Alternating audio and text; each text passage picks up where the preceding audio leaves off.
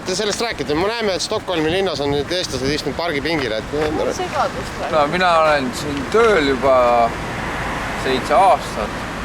Senimaani olen ainult abirahadest elanud. 2000 eurot on abirahad, et ma ei ole veel tööle saanud 7 aasta jooksul.